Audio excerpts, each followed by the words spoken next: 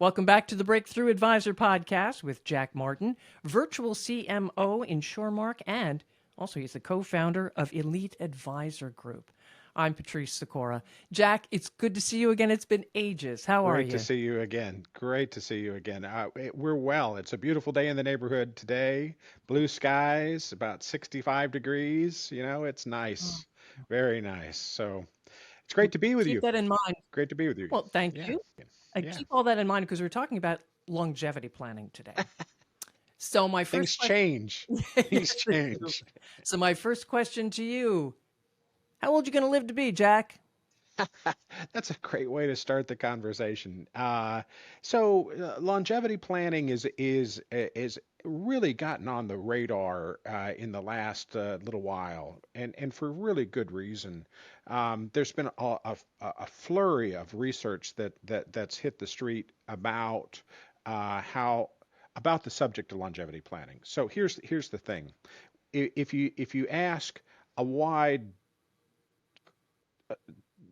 group of affluent consumers how long they think they're going to live, more than half of them can't even get close to what life expectancy is, and an even smaller percentage can't get close to what their longevity number might look like. And so there's a lot of reasons for that, but the bottom line is we just have trouble imagining our future self and what that's going to look like and how long it's going to take us to get there. So it's a really important question, and one I think that is really getting on the radar of advisors in three ways. I think that we're realizing that there's an emotional component, as we transition, out of the 40 or 50-hour work weeks that we live in into something less hectic, and start to imagine, what's that all going to look like. So there's an emotional component, and there's a lot of research from psychologists today talking about how people are failing in retirement. They're not enjoying that first part of retirement, which is the go-go years when all the travel and vacations with the grandkids and all the rest is supposed to happen. They're flunking out for a lot of reasons. The second thing about longevity planning that's important, I think, is financial. We talk a lot about outliving your assets and so on, and we'll talk more about that today. And then the final piece is healthcare. Mm. So, what's that look like? What are the needs? How are you going to take care of that? I was just reading this morning, in one of my newsletters, they how did they phrase it? We the graying of America has put such a strain on healthcare resources that it's hard to find people and places to Mhm. manage all of the healthcare needs of the graying of America. And so it's financial. We think about that, in terms of long-term care expense, but it's also where you're going to find the resource, to get the healthcare that you need. And um, the advancement of pharmaceuticals is just unbelievable. I mean, the things they're able to cure with drugs now. I was driving through Starbucks this They don't week. sell drugs at Starbucks, do My they? regular, No. not not as part of the corporate menu, no. And my regular guy was hanging out the window, and so I said, "How you doing?" And he had a Band-Aid on his arm, and I said, "Hey, what's up? You get a vaccination or something?" He goes, "I'm a hemophiliac." Oh. And before I was getting this shot, I couldn't leave the house. I couldn't go to school. I couldn't work because if I cut myself, it's over. But now I've got this new drug, so I've got a life now. That's good news. All right. He's a team lead at Starbucks and he's going to school. Bad news is it's A thirty thousand month? dollars a month is the cost of the drug a month. And I said, my jaw dropped, and he just followed that up by saying, "There's a foundation though that's paying for that for me." And so I thought, God bless that foundation. But we're seeing that. The semaglutides, GLP-1s, weight loss and diabetes control, cancer drugs, all of that is adding to longevity. And what a lot of people don't realize is, so if I look at a 65-year-old couple And I know that there's like a 40% chance that one of them is going to live Hmm. to age 95. Um, and you start to think about that, that's a little bit longer than my parents are living. Um, and you start to think about that, and so it's not that we've got these bonus years that are tacked on at the end of life. Longevity impacts all the stages of our retirement.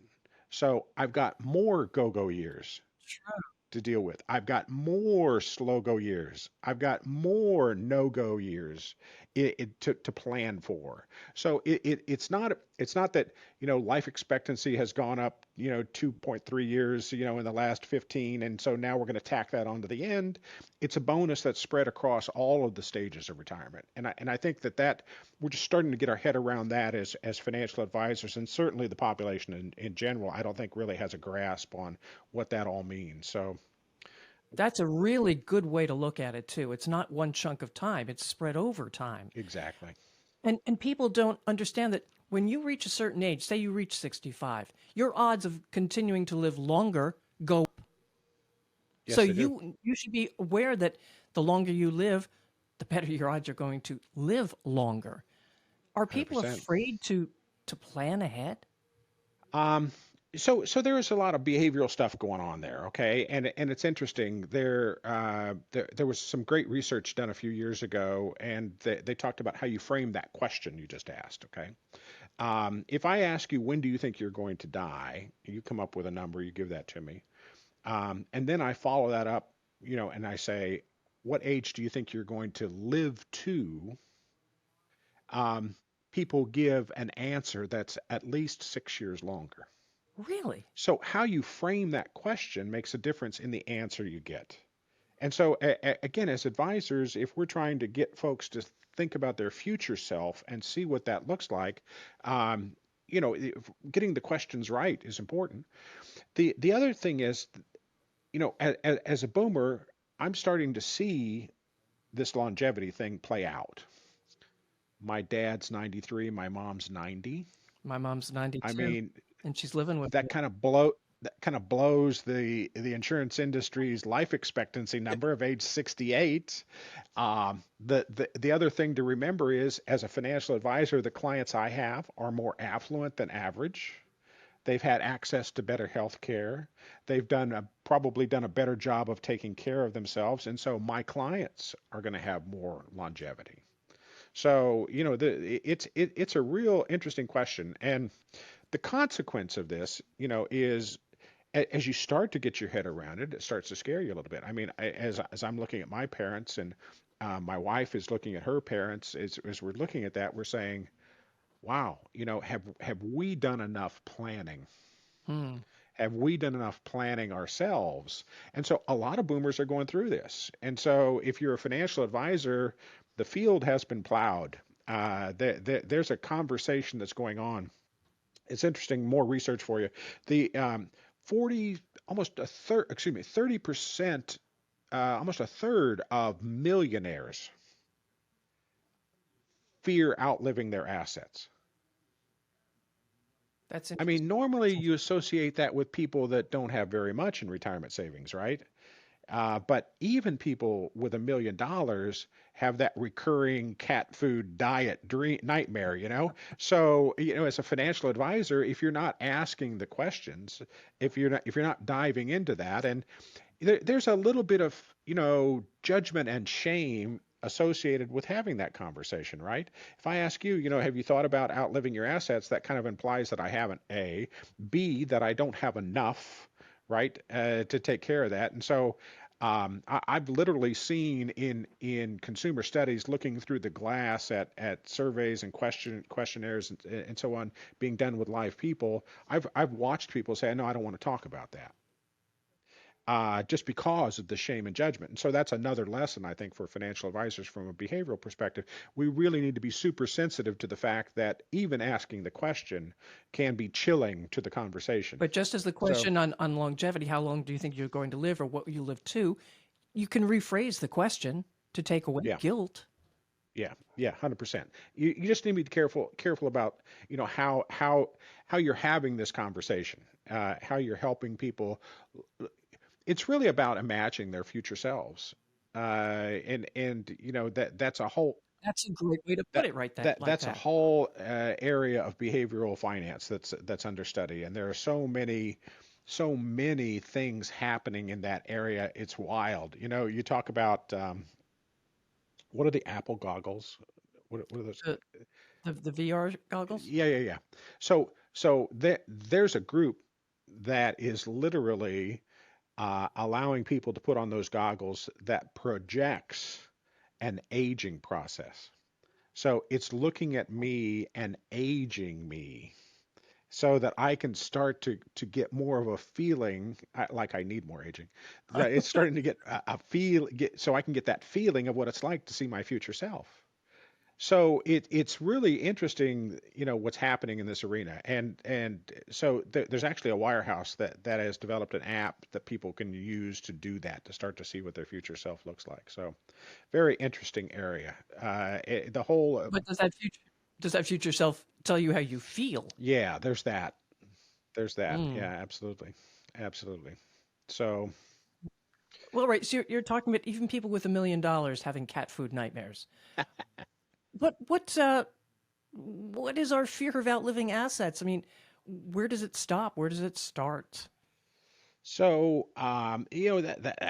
another great question, and for financial advisors, there's just so much opportunity, and the future is now in that sense. Okay, I know a lot of firms, wealth management firms, RIAs, investment advisors, have talked about how they struggle to grow organically. Okay, how they've seen the rising tide of rising stock markets increase the assets that they have under management and the fees that they collect and so on, but as far as gathering new clients, attracting new clients, gathering new assets, the industry as a whole hasn't been growing like it did before. The organic growth rates have declined from something under 10% to something around 3% per year for the average wealth management firm these days. This is a place where you can go where the opportunity for growth is huge. It's absolutely huge. Let's talk about one segment, where advisors can really tap into a huge opportunity.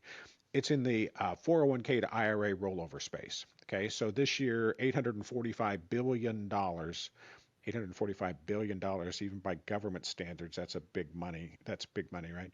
So $845 billion will roll from 401ks into IRAs.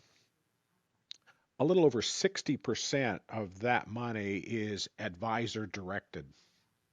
Okay, Hmm. so there's a role for advisors to play there, and the number one most requested service by those people doing the rollover is retirement income planning. Okay, Hmm. so those people are starting to think about it. So here's the thing: the BlackRock in the last 10 days has done has announced the launch of their income paycheck plan. All right. So for their 401k customers, and keep in mind, BlackRock is the largest asset manager on the planet, over $1 trillion in assets under management. 4 years ago, they said, we're going to get into the annuity game because we see the need that people have in order to get guaranteed income to make sure to deal with this cat food nightmare situation. All right. So BlackRock is delivering on their promise. They announced the first tranche of customers that they were going to put into their new annuity ETF plan for $25 billion. Ooh. That's the first tranche. And there are other players who are rolling out similar programs. Okay, so here's the moral of the story for advisors: 60% of the $845 billion is advisor directed today, and the number one request is retirement income planning. And the plan sponsors and the asset managers are now saying, we want a slice of that pie. Yeah. So two things are going to happen. The first is it's going to get a little bit more competitive for advisors from a value prop perspective, but there's plenty of space for advisors there, because what the plan sponsors and the asset managers can't do is personalize it. They can't have a relationship with that person and say, all right, well, let's sit down and figure out what the right amount of income is for you. How much guaranteed income do you need? And, let's take a look at your financial situation. Let's take a look at your emotional makeup, because for some people, more they're going to need more in order to be comfortable, right? What's interesting is, so there's plenty of opportunity there for advisors to personalize that. The competition is going to go up, but the educational level of the consumers coming out is going to go up. So they're going to have a higher level, a higher expectation for what they want from their advisors. So all of that's good stuff for financial advisors that's happening, and all of it says, "Hey, come on in. The water's fine.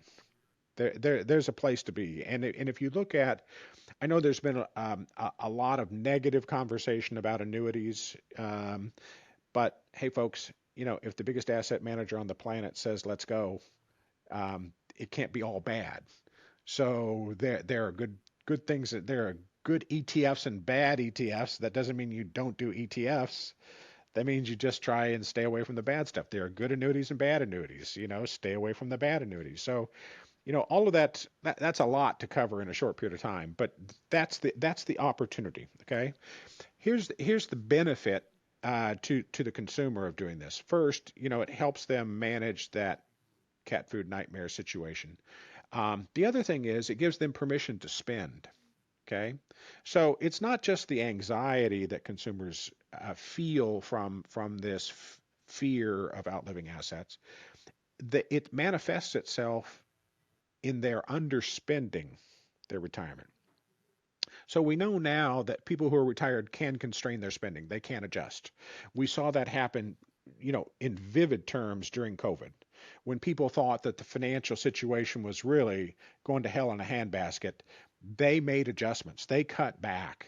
When the supply chain wasn't providing the goods and services, when you couldn't get out to get all the things that you wanted, people cut back their spending. They constrain their spending. We see that today with retirees. They underspend by a significant margin, and so I think Larry Fink, who's the head of BlackRock, said something like, when they study their customers who have been retired, I think he said for 15 years, they still had enough money to last them for another 80 years. Oh my. The level of underspending is insane. So they don't want to run out of money. So they're not. They're going to cut back, cut back, cut back until they feel comfortable. All right. So the upside of that is, if you come in with guaranteed income and you say you don't have to worry about this anymore, you're not going to outlive this piece. All right. And we're not saying put all your money into annuities, not saying that at all. But we're saying if you dial it in, and there's technology now where you can literally say, okay, so when the picture's not fuzzy anymore, when the optometrist says you can see the right line of text, when you dial it into the right level, then we'll stop. When you add the right level of guaranteed income for a client, their spending actually goes up by as much as 30% because they feel comfortable. They're able to invest appropriately with the rest of their assets. So let's say I got $1 million portfolio, and for me, the amount of income I could get from, $200,000 of that, $250,000 of that's going to produce the income to take care of the rent, the utilities, my health insurance. So I'm going to be taking care of the basics, right? The effect that has on me is for me to say, okay, well, I'm going to take the other 800,000, 750, $800,000. Now I'm going to invest that right, as opposed to being super conservative in my investing. I'm going to invest that as I should be investing. All right. I'm going to free up. I'm not going to worry so much about running out of money because I know I've got all this covered. So now I'm going to be able to spend more.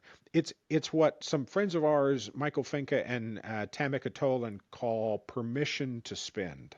Hmm.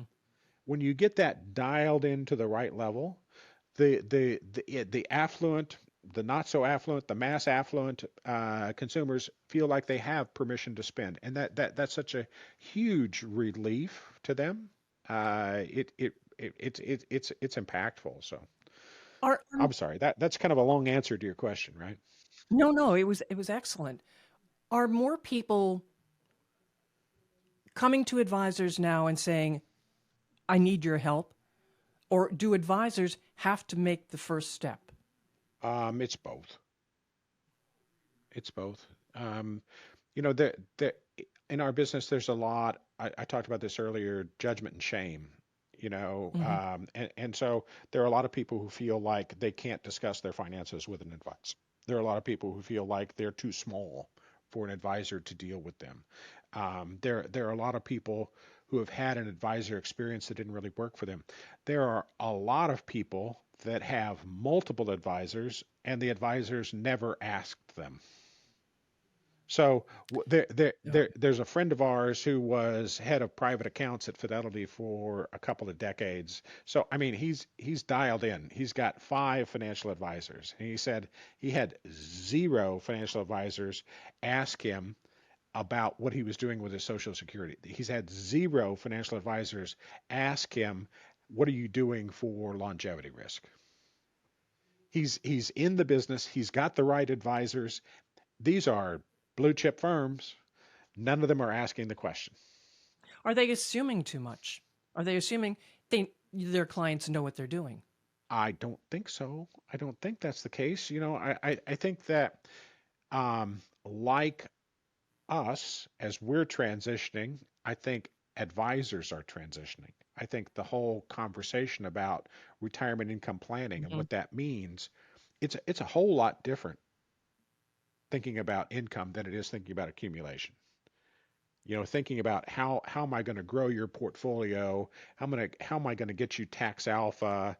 How am I going to get you personalized direct index investing? Okay, so I get all of that, but there's this whole other set of concerns.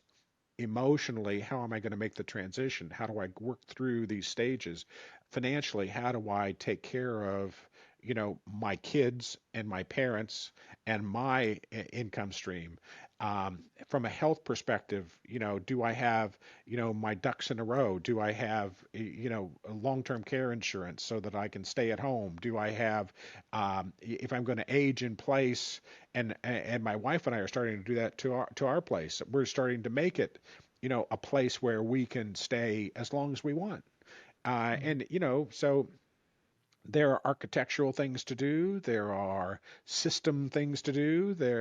For my parents, there's technology things we've done to make them comfortable so they can still stay in their place. So there's a lot that goes into it, and there's an emerging segment of advisors who are really embracing that, who are starting to coach their clients.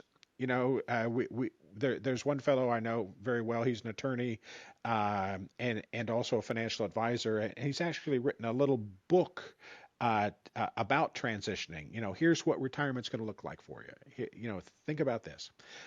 So there's a whole emerging segment of advisors who are really opening their eyes, opening their minds, asking the right questions, and leaning into the technology. That's the other thing. The technology has been woefully inadequate, Hmm. in terms of being able to model. I mean, adding guaranteed income to a portfolio, you would think that would be simple. Not so much. There are very few places where you can go where you can see the effect of that. Looking at longevity, I mean, there it's hard to find some place where you can have visualized for you what your longevity is going to look like. I mean, um, we've got some good friends, and they have an app they created. One of them was a one of the lead genetic scientists at 23andMe. Okay, Right. so she understands genetic science and DNAs and the whole chalupa, right? So they built this app that lets you in. I think it's a handful of questions. It's 4 or 5 or 6 that are really determinant in terms of figuring out longevity. And so you can drill down and you can make it, a 30-minute assessment, or you can do it in a couple of minutes, all right? But it essentially says, here's the deal, here's what you can kind of expect, from a longevity perspective. And they actually lay it out. So it's a beautiful, timeline situation. here's your go-go years. Here's your slow-go years. Here's your no-go years. And then when they get to the no-go years, they say, okay, so in your state, here's what healthcare costs. Here are the kind of Nice. expenses that you need to think about from a health perspective. And then they finish it up and they say, all right, so here's some things you can do to add more years to this timeline. You know, eat your broccoli, okay? Go for a walk. Cut back on the chalupas and the beer. So there are some really positive things that come out of that. But my point is, it's super easy technology to use. It's easy to engage with a client and have them run through the assessment and lay that out and then start to visualize it and build a plan. And I know we talked once before about this concept we have about the growth framework. Okay, so what as an advisor, if you're trying to grow your business, there are four stages, of the customer journey you want to look at. You want to look at the lead to prospect. Are you converting leads into prospects? If the people are searching for your help on retirement income, can they find you? Can they find your search optimized website? Do you have something on the website that says you'll help them with retirement income? Do you have a way for them to opt in? Turn prospects into meetings. So is there something valuable that you can offer them if they'll sit down and talk to you? And so this longevity planning app is perfect. Yeah, sit down. Let's get a personal assessment. Figure out, what your stages of retirement are going to look like. Um, so prospects into clients, prospects into meetings, and then meetings into clients. And so coming out of that with the assessment, then to say, okay, so here's some things we need to do. I mean, there's some things you need to do from a health perspective, and there's some things we need to do from a financial perspective, and some things we need to do from an emotional perspective. And so you've really addressed the growth within that framework. It, it this now becomes really kind of a conversion tool. So if you lean into the technology, just like you would lean into tax, just like you would lean into investment, just like you would lean into social security planning, lean into longevity planning. The technology is there, and it's a great way for you to grow your business. I think would be the message we would give to advisors. So It sounds like an exciting and growing area for an advisor to be in. Really, there's no reason not to tap into it. You've got the people, for heaven's sakes. We're all here. yes, there and it's not like they're hiding. Really? It's interesting. I heard a group of advisors talking a few weeks ago, and one of them had the smartest idea. She said, "So we've got this factory plant or headquarters. I forget what she said. That's literally like across the street from our office. Okay, and so they were going to have some layoffs. Okay, that's going on. I mean." Facebook laid people off, Google laid people off. I mean, all sorts of companies are laying people off. But when that happens, then what they did was they started a little bit of an advertising thing. So you can with social media you can geofence. Right. So I could literally go in and say I want my ads to go there. You could put up a billboard. There are lots of things you could do in order to get some attention, get some awareness, to bring them into your website. And she said, I forget what they said. They raised something like 10 or $15 million in like 3 or 4 months. From that one event. Which is awesome, just awesome. So, I mean, but those people all had a decision to make. I mean, they were going to move on to other jobs. These are highly skilled people. The economy is robust. There are folks that are just, I think, cleaning up their balance sheet, and Well, repositioning things. yeah. So, um, it's you're absolutely right. It's people aren't hiding. Yeah. There's an abundance, and they need some help. And um, I can tell you that for advisors that embrace this concept, the friend I was telling you about that was at Fidelity now runs a consulting group for in the retirement income space, and he said for this was actually a study I think he did in conjunction with Alliance for Lifetime Income that advisors who are embracing this concept are seeing as much as a 25% increase in their business just by saying I'm in the retirement income planning business, talking to their clients about retirement Hmm. income planning, and then making that service available on their website. So And think of all the minds that they ease. For sure. Everybody comes in and says, wow, why didn't I do this Exactly. before? Exactly. So And then they tell their friends. it's that we talked about this. It's that wow customer moment. You won't believe what my advisor did for me this week. Exactly. Yep. Yep. Exactly. All right, Jack, how can advisors reach out to you? So insuremark.net is the website. You can please like, share, subscribe to the Breakthrough Advisor podcast. My LinkedIn is, at Jack L. Martin. Feel free to follow. I post there frequently on this subject, as well as on lots of other important growth situations for financial advisors. So All right, people, no excuse now. You know how to reach them. Do it. awesome, awesome. Thanks for being with us. Thank you, Patrice. Take care. Thank you.